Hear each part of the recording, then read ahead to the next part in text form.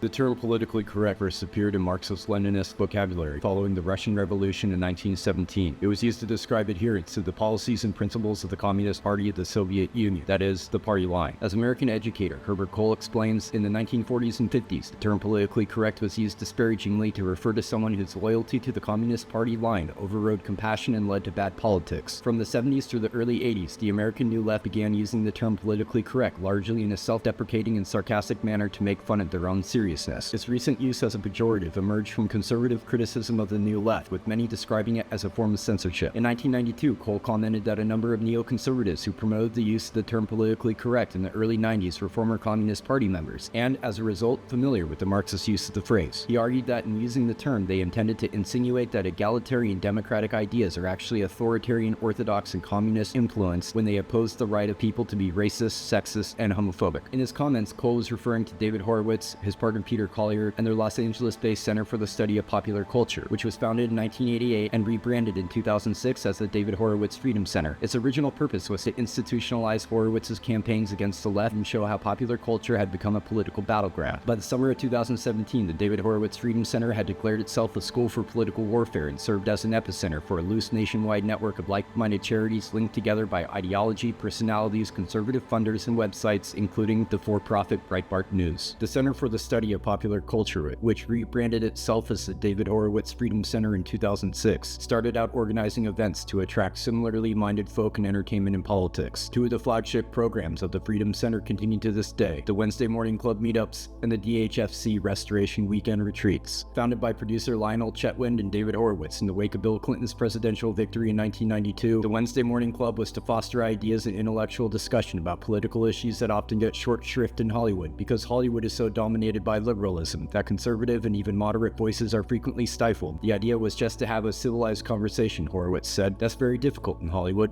According to Chetwynd, one of the regular guests of the Wednesday Morning Club through the 90s was Steve Bannon, then a former Wall Street investor seeking to make his mark in Hollywood. Horowitz once told the Washington Post, "Conservatives are nervous around me, and they're nervous because I'm very outspoken. Steve Bannon was not nervous because he's like me." At a David Horowitz Restoration Weekend in November of 2017, following his ouster from the White House the preceding August, Steve Bannon shared his concerns with the audience. "This is war," he declared. "This is a war for our country. This country, we've been in this war for a while. It's going to take another 15, 20, 25 years, and we're going to be one thing or the other on the other side of this. We're either going to be the country that was bequeathed to us by the 14 or 15 generations that came before us, or it's going to be something radically different. And David Horowitz has been the leader of telling you what that radical difference is going to be, and what this country is going to be if we don't fight and fight every day to take it back." In the late 1980s through the 1990s, the David Horowitz Freedom Center, then called the Center for the Study of Popular Culture, was focused on raising the alarm about the perceived dangers of political correctness. Since Horowitz's emergence in the mid-80s as a post-communist conservative political voice, his center's work helped cement the term politically correct as a pejorative term. The center inverted the language of the New Left, with whom Horowitz was once a respected thought leader. Throughout the 90s, he and those in his sphere of influence used the term politically correct as a label to describe the driver of what is now called cancel culture. They saw cancel culture as a punishment for expressing thoughts contrary to what was seen as acceptable in the dominant social ideology. Cancel culture has become a staple of political divisiveness. Its application has resulted in substantial financial damage to the lives and businesses of many who have been targeted. For those on the right who champion the idea that cancel culture is an unduly oppressive phenomenon, the question being asked is whether society was right to target and cancel those businesses and individuals that harbor views different than what others in society find acceptable. By early 2017, the DHFC was openly involved in fighting a political war with the left. "You can counter their attacks by turning their guns around," Horowitz said. "Over the years, people would refer to my Freedom Center as a think tank, and I would correct them. No, it's a battle tank, because that is what I felt was missing most in the conservative cause: troops ready and willing to fight fire with fire." Disheartened by Horowitz's behavior and his role in creating the first Trump administration, prominent conservative columnist William Kristol said, "I look forward to the day when American conservatism regains its moral health and political sanity, and the David Horowitz Center is back on the fringe where I'm afraid it belongs." Political correctness and the public shaming or cancel culture its failure triggers means to comply with a set of social mores with the expectation of one social group that your beliefs align with theirs. This notion that by conforming with the beliefs of an in-group you can reap the benefits of inclusion, or at least avoid suffering the consequence of exclusion, is a long-standing dynamic of social engineering. It was clearly demonstrated in the promotion of Marxism, which David Horowitz vehemently opposes. What Horowitz fails to acknowledge is that this dynamic is an inescapable part of human social behavior. It is seen to some degree in every society. In its far-right form under fascism, as was the case with Marxism on the far left, we see the same surrender of critical thought and personal choice to an authoritative ideology. The degree of surrender and the severity of punishment for non-compliance seem to rise the further a group drifts from a balanced center. While Horowitz and his acolytes condemn the cancel culture of the left, they advocate for the rise to dominance of far-right ideology, targeting, threatening, and eliminating lines of thought seen to threaten their own in-group. This concerted effort to destroy their oppressor by becoming the oppressor is what Sun Tzu meant in his Art of War, when he wrote that you must choose your enemy wisely, for you eventually become him. Of course, political correctness is alive and well today. Republican demand for political correctness can be seen in the incoming Trump administration's recent vetting of personnel who are a part of the National Security Council. As of January 13, 2025, incoming senior Trump administration officials have begun questioning career civil servants who work on the White House National Security Council about who they voted for in the 2024 election, their political contributions, and whether they have made social media posts that could be considered incriminating by President-elect Donald Trump's team. Trump's pick for National Security Advisor, Florida Rep. Mike Waltz, in recent days publicly signaled his intention to get rid of all non-political appointees and career intelligence officials serving on the NSC by Inauguration Day to ensure the council is staffed by those who are 100% aligned with the president's agenda, as told to Breitbart. This expectation of loyalty to the party line was also seen in the first Trump administration's White House Domestic Policy Council under the direction of Stephen Miller, where new colleagues were viewed as closeted liberals until proved otherwise. As John Zadrozny pointed out, our posture was, if you don't want to make these tough decisions, go. There are plenty of us here who will do these things and sleep at night. Russell Vought, a self-described Christian nationalist whose Center for Renewing America seeks to make America one nation under God, is one of the architects of the Heritage Foundation's Project 25. He was the director of the Office of Management and Budget from July 2020 to January 2021, and had served in lesser positions in the same office from 2018 to 2020. The Office of Management and Budget is the agency that develops the president's proposed budget and executes the president's agenda. In May 24, Vought was chosen as the policy director for the Republican National Convention's Platform Committee, which he views as evidence of the Trump campaign's trust in him and his ideas. In November 24, he was reappointed as director of the Office of Management and Budget for the incoming administration. Vought supports expanding presidential authority, proposing the use of the military for domestic law enforcement and revisiting the president's ability to withhold congressionally appropriated funds, a practice Congress banned in 1974. A frequent guest on Steve Bannon's podcast and on Tucker Carlson's show, he recently said, "We have to solve the woke and the weaponized bureaucracy and have the president take control of the executive branch. We need to move executively as fast and as aggressively as possible." Russell Vought, with the Center for Renewing America, is overseeing a large team that is developing 350 different transition documents consisting of draft executive orders, secretarial memos, and regulations to implement the second pillar or phase of the Heritage Foundation's Project 25. One of the Project 25 orders that is expected to be put into place on January 20th, 2025 was championed by Vought in the first Trump administration and is known as Schedule F. The purpose of Schedule F is to expel career civil servants whose views and past allegiances are not seen as politically in line with the Trump administration. It will reclassify federal employees as at-will employees who could be fired for any reason in order to replace them with loyalists of the administration. Initially, Schedule F was created by executive order on October 21st, 2020, which was drafted by Stephen Miller's Domestic Policy Council. Miller's goal is to find ways to prevent career civil service employees from resisting President Trump's agenda. Schedule F existed briefly at the end of the Trump administration during 2020 and 2021. It was never fully implemented, and no one was appointed to it before it was repealed at the beginning of the Biden administration. Critics have argued that Schedule F would threaten democracy, as it would make civil servants beholden to the party in power rather than the American people as a whole. Upon reinstatement of Schedule F, many vacancies would remain empty. Replacements for such positions would be drawn from a database of candidates pre-vetted by the Heritage Foundation and its Project 25 co-authors and collaborators in the new administration. Vought recently said in an interview there certainly is going to be mass layoffs and firings, particularly at some of the agencies that we don't even think should exist.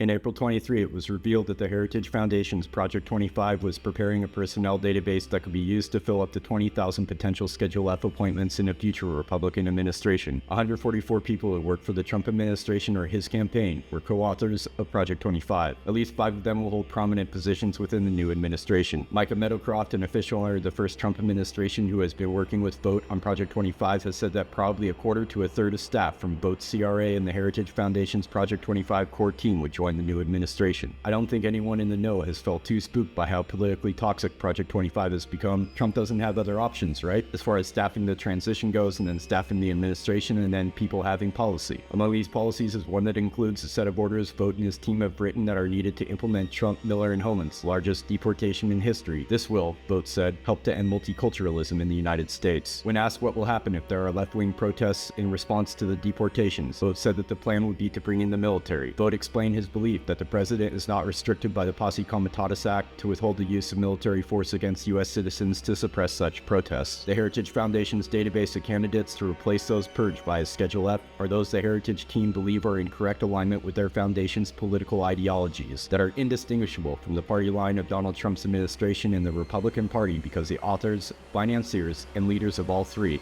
are the same people. In literature, George Orwell had a name for the sort of incorrect political thinking that the Heritage Foundation's Project 25 Schedule F seeks to purge from government. Thinking that is contrary to the political party line and is seen as a threat to the interests of the party, he called it thoughtcrime. In contemporary English usage, the word thoughtcrime is used to describe personal beliefs that are contrary to the accepted norms of society. Supporters of politically correct language have been pejoratively referred to as the language police. Orwell's depiction of thoughtcrime is not lost on those with center-right leanings who are displeased with political correctness. Richard Spencer, co-founder of the alt-right, said he abandoned his PhD at Duke University to pursue a life of thoughtcrime. Spencer's alt-right was a movement that provided an inclusive safe space for the diverse spectrum of groups representing many voices, frequently at odds with one another. It is one of the groups that the Southern Poverty Law Center, or SPLC, monitors through its Hate Watch and Extremist Files projects. David Horowitz views the SPLC itself as an extreme left hate group that exists solely to identify, target, and blacklist those it deems guilty of thoughtcrime. In response to the SPLC's cataloging of those it deems hateful extremists, Horowitz created the Discover the Networks project to catalog those whom he views to be hateful extremists on the left. The SPLC says its Hate Watch monitors and exposes the activities of the American radical right, with the purpose of sharing profiles of various prominent extremists and extremist organizations.